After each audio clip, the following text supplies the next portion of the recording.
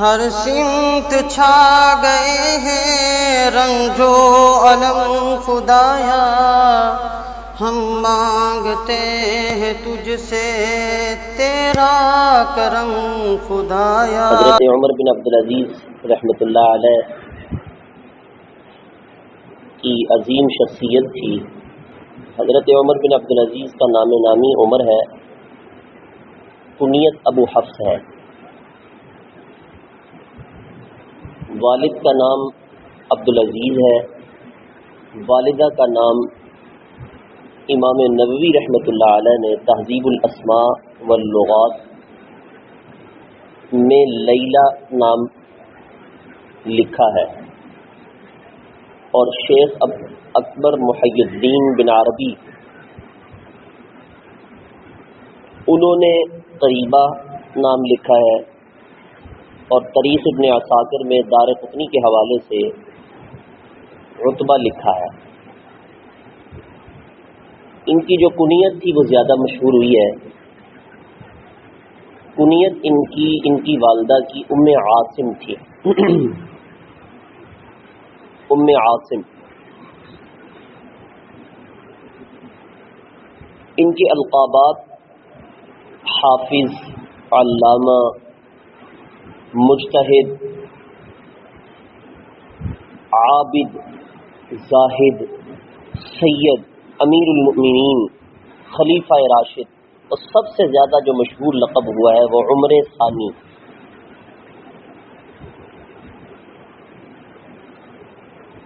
ان کا شمار سیرہ اعلام النبلاء میں موجود ہے کہ بڑے بڑے مجتہدین میں، ائمہ مجتہدین میں ان کا شمار ہوتا تھا۔ ان کی ولادت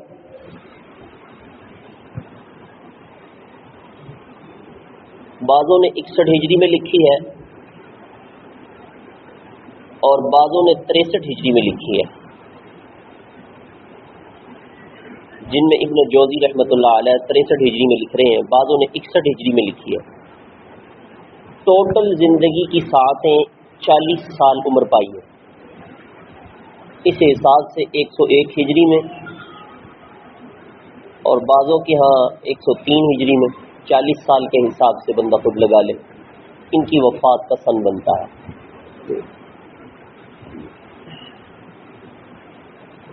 ان کا سلسلہ نسب عمر بن عبدالعزیز بن مروان بن حکم بن عاص بن امیہ بن عبد شمس بن عبد مناف بن قصی، یہ ان کا سلسلہ نسب ہے۔ یہ بات سمجھ لیں کہ اجتماعی زندگی کو گزارنے کے لیے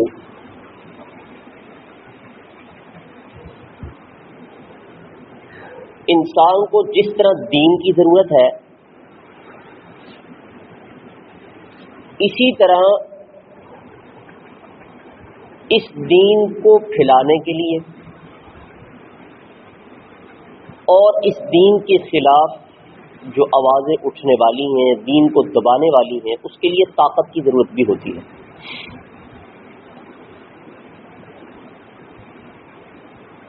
دین ہمیں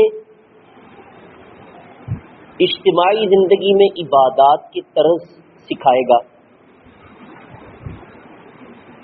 اور طاقت کے ذریعے سے جو دین کو دبانے والی آوازیں ہیں یا دین کے خلاف اٹھنے والی تحریکات ہیں، ان کو مٹایا جا سکے گا۔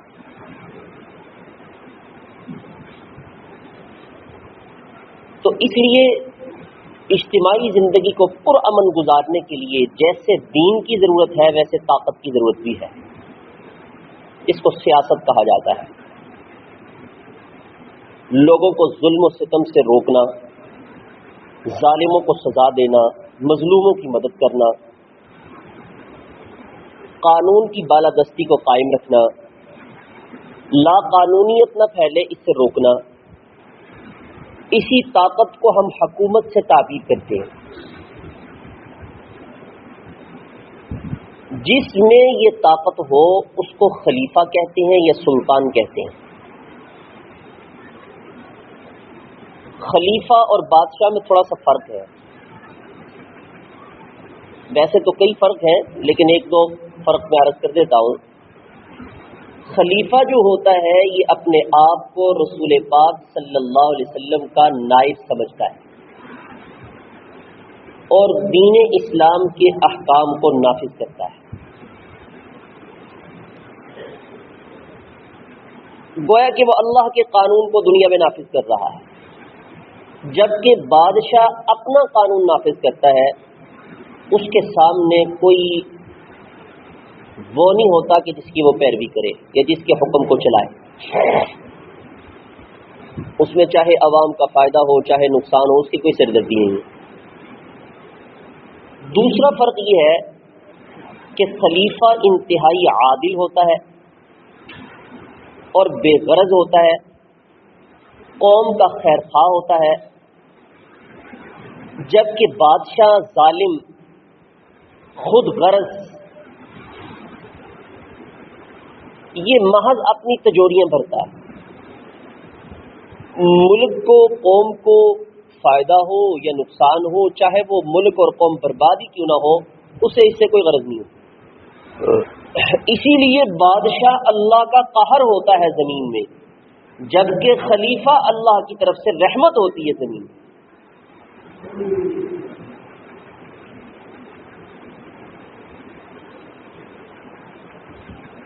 اسلام سے پہلے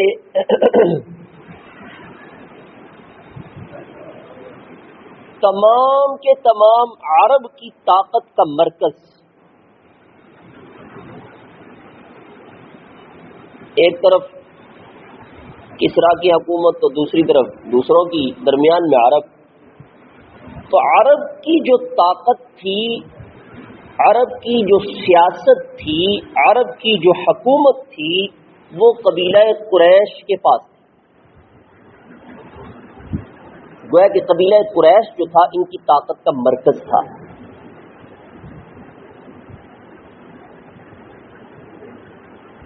باتیں بڑی اہم ہیں، ذرا توجہ سے سننے والی ہیں تاریخی حساب سے۔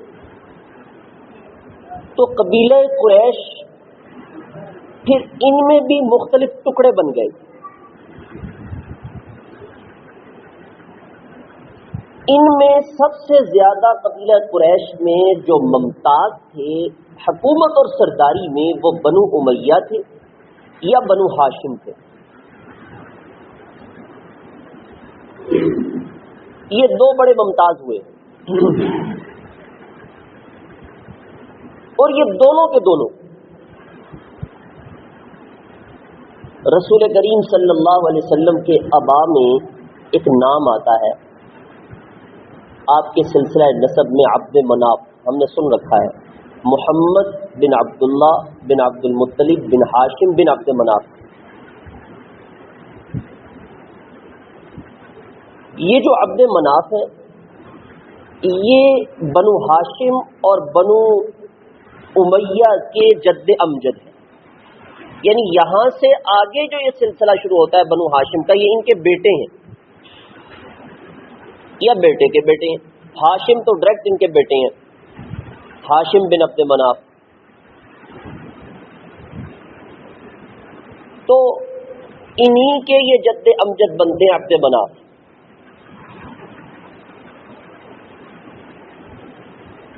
مکہ کے اندر جو سرداری تھی وہ عبد مناف کے جو والد تھے قصی، ان کے پاس تھی۔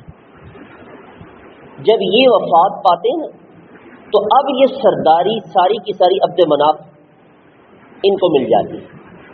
توحید پرست تھے، دین ابراہیم پر تھے، بت پرستی کو پسند نہیں کیا کرتے تھے۔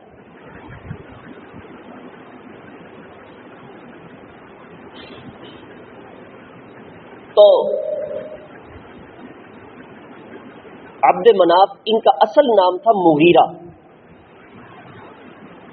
مشہور عبد مناف ہو گیا۔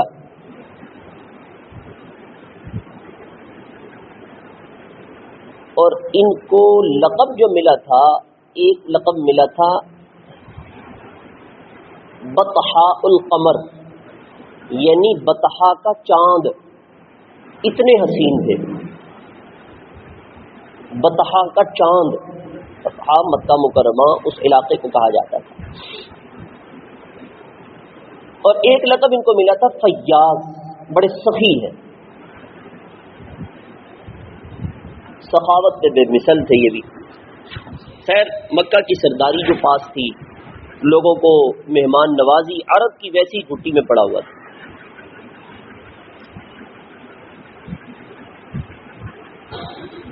ان کے والد کا نام قصی بن کلاب ہے، عبد مناف کے والد کا نام قصی بن کلاب ہے، اور ان کی والدہ کا نام حبہ بنت حلیل ہے.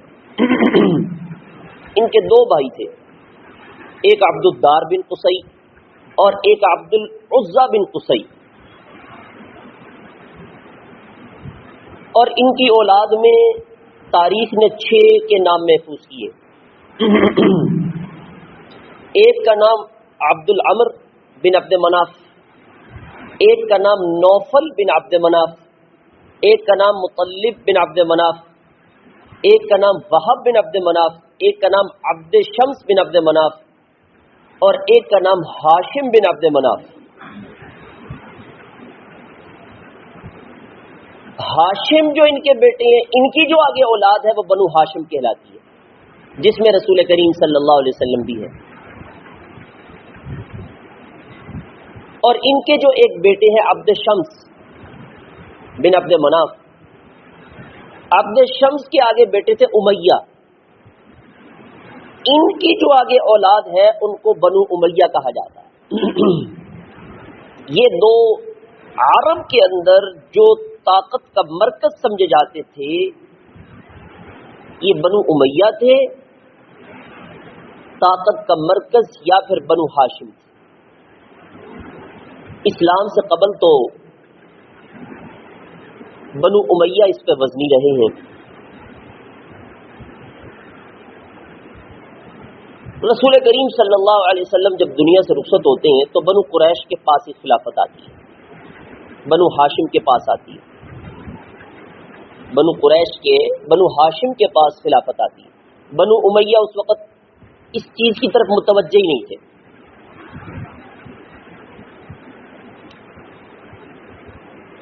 یوں وقت گزرتا ہے،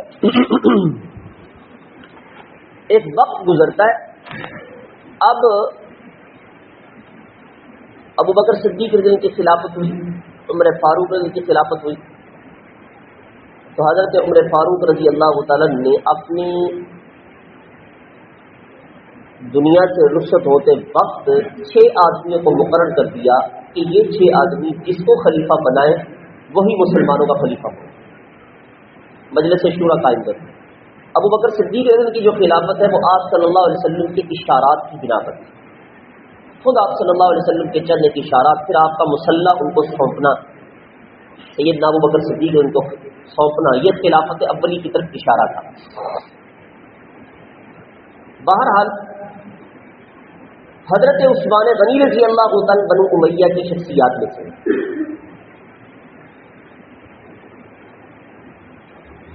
یہ بھی کوئی اپنے زور بازو پر حکومت میں نہیں آئے، بلکہ عمر فاروق رضی اللہ تعالیٰ کی طرف سے جو کمیٹی مقرر تھی ان میں جو بڑے تھے وہ عبد الرحمن بن عوف رضی اللہ تعالیٰ.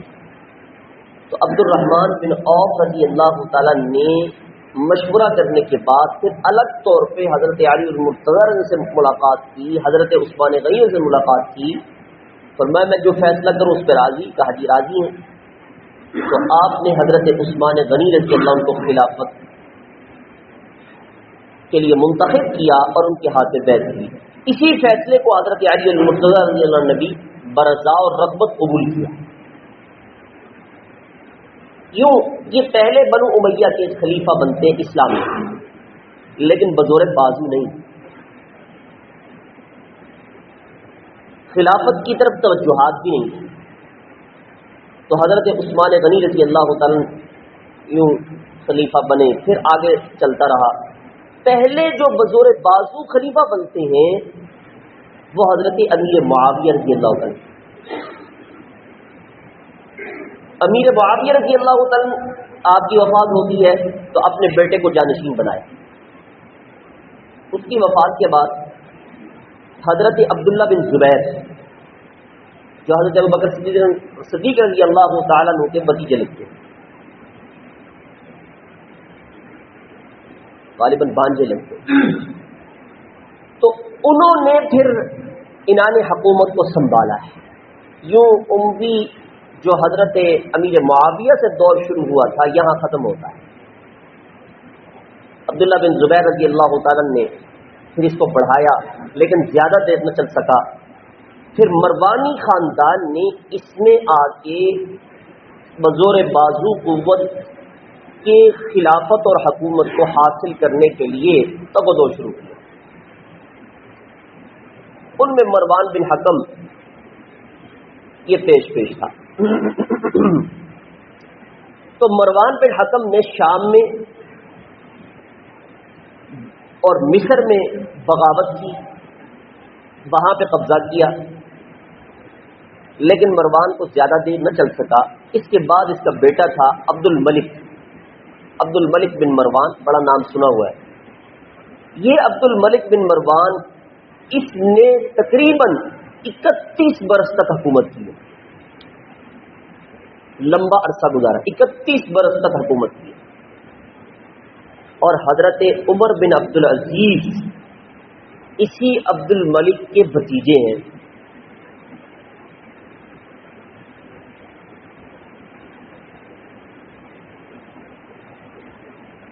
تاریخ اسلام نے چند ایک شخصیات کا تذکرہ بڑے نمایاں حروف میں کیا ہے. ان میں حضرت عمر فاروق رضی اللہ تعالیٰ، عمر بن خطاب رضی اللہ تعالیٰ اور حضرت عمر بن عبد العزیز رحمت اللہ علیہ، ان کے دور کو بھی خاص اہمیت حاصل، خاص ایک مقام حاصل کہ انہوں نے خلافت راشدہ کے طور و طریقوں پر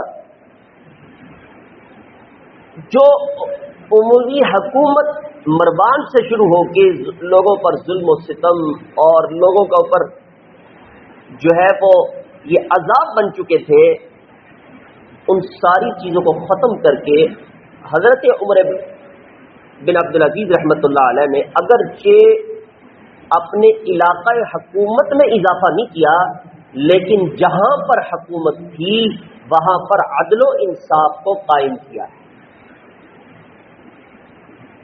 بڑے سے بڑا جابر و ظالم بھی کیوں نہ ہو، ان کے دور حکومت میں ظلم نہیں کر سکتا. لوگوں کی زمینوں کو جنہوں نے چھینا ہوا تھا انہوں نے سب سے واپس لی، حتیٰ کہ اپنے جو تھے ان سے بھی انہوں نے مال کو لے کے بیت المال میں جمع کیا. یہ سب تم نے چوری کا مال جمع کیا ہوا ہے، یہ سب تم نے رشوت کا مال جمع کیا ہوا ہے، سب لے کے بیت المال میں جمع کیا. تو انہوں نے اپنے دور حکومت میں خلافت راشدہ کی دنیا کے اندر یاد تازہ کر دی. حضرت عمر بن عبد العزیز رحمۃ اللہ علیہ. بہرحال ان کے زمانے میں عہد صحابہ کی خصوصیات نظر آتی ہیں، یاد تازہ ہوتی ہے. حضرت عمر رضی اللہ رحمت اللہ علیہ کے جو والد تھے عبد العزیز، وہ بھی خاندان بنو امیہ کے ممتاز شخص تھے، عام نہیں تھے. اور وہ خوش قسمت بزرگ ہیں کہ ان کی گورنری کا جو زمانہ ہے وہ تقریباً پورے 20 سال 10 مہینے 12 دن تک محیط ہے. اسلامی تاریخ لکھنے والے لکھتے ہیں کہ اتنا لمبا گورنری کا زمانہ اسلامی تاریخ میں کسی کو نہیں ملا جتنا ان کو ملا. حضرت عمر رضی کے والد عبد العزیز، اتنا لمبا گورنری کا زمانہ کسی کو نہیں ملا. خیر انہوں نے اپنے زمانے میں بڑا انصاف قائم کیا ہے اور بڑے کام بھی کروائے، بڑے کام کروائے، محلات تعمیر کروائے، یادگاریں تعمیر کروائیں، پھر مساجد تعمیر کروائیں، دمشق کی مسجد اثر 9 جگہوں کو بڑھا کر انہوں نے تعمیر کروائی، اور اپنے محل کے باہر روزانہ 1000 طباق، بڑے بڑے تھال کھانے کے مصر کے لوگوں پر تقسیم کیے جاتے تھے۔ سخی بھی تھے، لمبا عرصہ یہ انہوں نے گزارا ہے۔ 86 ہجری میں 14 جمادی الاولی 2 شنبہ کے دن ان کا انتقال حلوان شہر میں ہوتا ہے، فسطاط میں دفن کیے جاتے ہیں۔ مرتے وقت ان کی زبان پہ جو الفاظ تھے وہ کیا تھے، انسان حیران ہوتا ہے۔ اتنا لمبا حکومت کا عرصہ گزار کے بھی زبان پہ کیا الفاظ تھے۔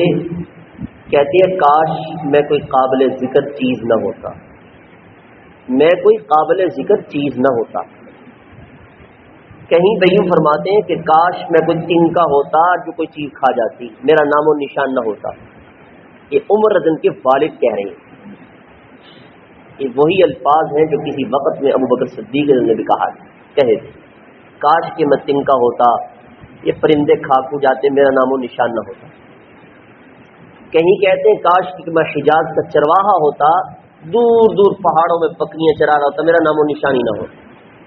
تو اتنا لمبا گورنری کا زمانہ گزار کے بھی دنیا سے گئے تو خالی ہاتھ گئے، کچھ بھی ساتھ نہیں ہے۔ حسرتیں اور افسوس ساتھ ہیں کہ کاش کہ آخرت کا جو توشہ ہے وہ ہم جمع نہ کریں۔ یہ تو حضرت عمر رضی اللہ رحمۃ اللہ علیہ کے والد ہیں، اور حضرت عمر رحمۃ اللہ علیہ کی والدہ جو ام عاصم کے لقب سے مشہور ہوئی ہیں، یہ حضرت عمر بن خطاب رضی اللہ تعالیٰ عنہ کے بیٹے حضرت عاصم جو مدینہ کے 7 بڑے فقہا میں شمار ہوتے ہیں، ان کی صاحبزادی ہیں۔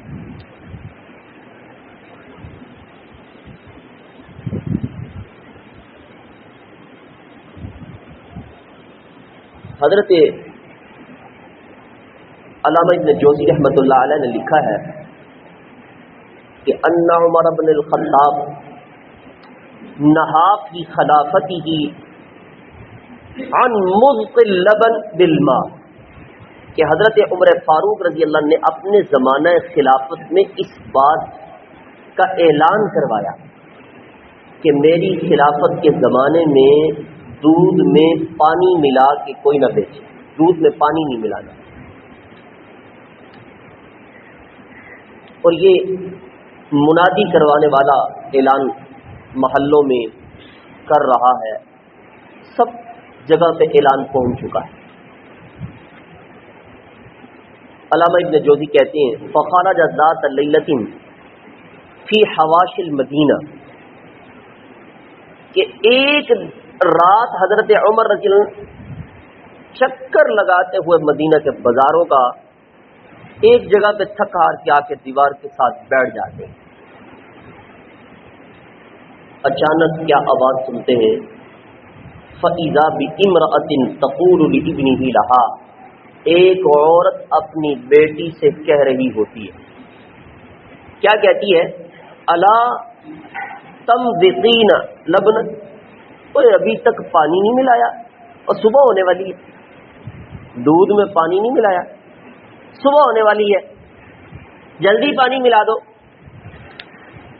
وہ لڑکی فقالت الجاریہ کیف امضغ کیف امضغ وقد نہا امیر المؤمنین عن المضغ، میں کیسے پانی ملاؤں، حضرت عمر رضی اللہ تعالی نے منع کیا ہوا ہے۔ تو وہ عورت کہنے لگی فقال مضغ الناس فامضغی فما یدری امیر المؤمنین، تو لوگ ملا رہے ہیں پانی تو بھی ملا دیں، عمر کو کیسے پتہ چلے گا، عمر کو کیسے پتہ چلے گا، نہ اس کے منادی کو پتہ چلے گا نہ عمر کو پتہ چلے گا، تو پانی ملا دے۔ اس بچی کا جواب سنیے جو سونے کے پانی سے لکھنے کے قابل ہے اور ہمارے لیے دلوں کو جھنجھوڑنے والی چیز ہے۔ وہ بچی کیا کہتی ہے؟ فقالت ان کان عمر لا يعلم فإلہ عمر يعلم، کہ عمر تو اگرچہ نہیں جانتے لیکن عمر کا خدا تو جانتا ہے نا۔ یہ بات تھی کہ عمر فاروق رضی اللہ عنہ کے کانوں تک پہنچ چکی تھی۔ وہ بچی کہہ رہی تھی ما کنت لا افعلہ وقد نہا عنہ، میں وہ کام نہیں کروں گی جس سے ہمارے امیر المؤمنین عمر نے منع کیا، اما میں وہ کام نہیں کروں گی۔ حضرت عمر فاروق رضی اللہ تعالیٰ عنہ کے ساتھ ایک خادم بھی ہوا کرتا تھا، اس کا نام تھا اسلم۔ آپ نے اس سے فرمایا کہ دیکھو اس جگہ کو نوٹ کر لو، اس مکان کو بھی نوٹ کر لو۔ ابھی رات کا وقت ہے، واپس تشریف لے گئے۔ صبح جب ہوئی اپنے خادم سے کہا جاؤ ذرا اس مکان کا پتہ کرو، اس جگہ پہ جاؤ، دیکھو وہ کون عورتیں تھیں۔ حضرت اسلم کہتی میں گیا ہوں، میں نے دیکھا بنو ہلال کی عورتیں تھیں، ایک کنواری بچی ہے، دوسری بیوہ ماں ہے، مرد کوئی نہیں ہے۔ میں نے واپس آ کے بتایا ایک کنواری بچی ہے، دوسری بیوہ ماں ہے۔ تو عمر فاروق رضی اللہ عنہ نے اپنے بیٹوں کو جمع کیا، اور جن میں حضرت عبداللہ تھے، عبد الرحمن، عاصم، ان کو جمع کر کے فرمایا دیکھو مجھے نکاح کی خواہش نہیں ہے، وگرنہ میں اس بچی کا رشتہ خود لیتا، اگر تم رضامند ہو تو پھر گفتگو کرتے، بات کرتے۔ تو عبداللہ اور عبد الرحمن ان کے تو پہلے نکاح ہو چکے تھے، بیویاں موجود تھیں، حضرت عاصم ابھی نکاح والے نہیں تھے، انہوں نے حامی بھر لی۔ یوں اس بچی کے ساتھ حضرت عاصم کا نکاح ہوتا ہے۔ اللہ سے مانگتے رہے یا اللہ نرینہ اولاد نصیب فرما دے، کوئی بیٹا نصیب فرما دے، ہر ایک کی خواہش ہوتی ہے، لیکن کرنا اللہ کا ایسا ہوا کہ جب وقت آتا ہے تو بیٹا نہیں بیٹی پیدا ہوتی۔ لیس الذکر کالانثی، کہ بیٹی بیٹے کی طرح نہیں ہوتی، یعنی جو کام بیٹے سے لیے جاتے ہیں وہ بیٹی سے بندہ نہیں لے سکتا۔ بالکل وہی حالت جو حضرت عمران کی والدہ نے منت مانی تھی کہ اللہ تو کوئی اولاد نصیب فرما، میں مسجد کے لیے وقف کروں گی۔ مراد تو یہی تھی کہ بیٹا ہوگا تو میں مسجد کے لیے وقف، مگر بیٹیوں کو کون کرتا ہے؟ اب جب ہوئی تو حضرت مریم پیدا ہوئی ہے، اب کیا کروں؟ بچہ ہوتا تو مسجد کے لیے وقف کرتی، اب اس کو کیسے کروں؟ لیکن جو نظر مانی تھی اس کو پورا کرنا تھا، اور پھر وقف کیا بیت المقدس میں۔ ان کے جو خالو تھے حضرت زکریا علیہ السلام، ان کی کفالت میں دیا، ان کی نگرانی میں دیا۔ یوں اللہ نے پھر ان سے حضرت عیسیٰ علیہ السلام کو بغیر باپ کے پیدا کر کے دکھایا۔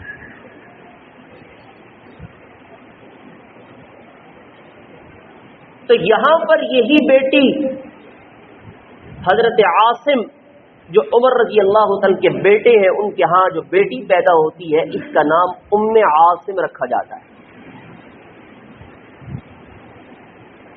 اور اسی کا نکاح عبد العزیز سے ہوتا ہے، مروان کے بیٹے عبد العزیز سے ہوتا ہے۔ اور ان دونوں سے جو پیدا ہوتے ہیں 4 بیٹے پیدا ہوتے ہیں، ان میں ایک حضرت عمر رضی اللہ رحمت اللہ علیہ بھی ہیں، جن کو عمر ثانی کہا جاتا ہے، یہ ان سے پیدا ہوئے۔ ماں بھی کیسی نیک تھی، کیسی اللہ والی تھی، نیک خاتون تھی۔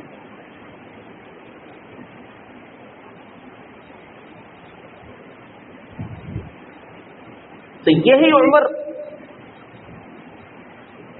بن عبد العزیز رحمۃ اللہ علیہ، جن کے بارے میں امام باقر رحمۃ اللہ علیہ یوں کہتے ہیں، فرمایا ہر قوم میں کوئی نہ کوئی شریف ہوتا ہے، اور خاندان بنو امیہ میں عمر بن عبد العزیز فرمایا مجموعہ شرافت ہے۔ فرمایا قیامت کے دن آپ ایک فرد بن کے نہیں بلکہ ایک قوم بن کے اٹھیں گے جن کے بارے میں جناب فاطمہ بنت حسین، حضرت حسین رضی اللہ تعالیٰ عنہ کی بیٹی حضرت فاطمہ رحمت اللہ علیہا وہ فرماتی ہیں کہ اگر ہمارے لیے عمر بن عبد العزیز ہی باقی رہتے تو ہمیں کسی اور کی ضرورت ہی نہیں تھی، کہ دنیا کو انہوں نے خلافت راشدہ کی یاد دلا دی۔ اور ان کے بارے میں حضرت حسن بصری امام احمد بن حنبل رحمۃ اللہ علیہ فرماتے ہیں کہ آپ شرف و افتخار کے پہاڑ تھے، آپ سراپا لطف و کرم تھے، اور فرمایا کہ امت محمدیہ کو ایسے افراد شاذ و نادر ہی ملے۔ پھر امام احمد بن حنبل رحمۃ اللہ نے تو یوں بھی فرمایا کہ اگر کسی کے دل میں عمر بن عبد العزیز رحمۃ اللہ علیہ سے محبت کا جذبہ موجود ہے، تم دیکھو کہ اس کے دل میں عمر بن عبد العزیز رحمۃ اللہ علیہ کی محبت کا جذبہ موجود ہے، اور یہ بھی دیکھو کہ وہ عمر بن عبد العزیز کی تعریفات کر رہا ہے، تو سمجھ لو کہ اس کا جو خاتمہ ہے وہ خیر اور برکت پر ہوگا، اس کا خاتمہ خیر اور برکت پر ہوگا۔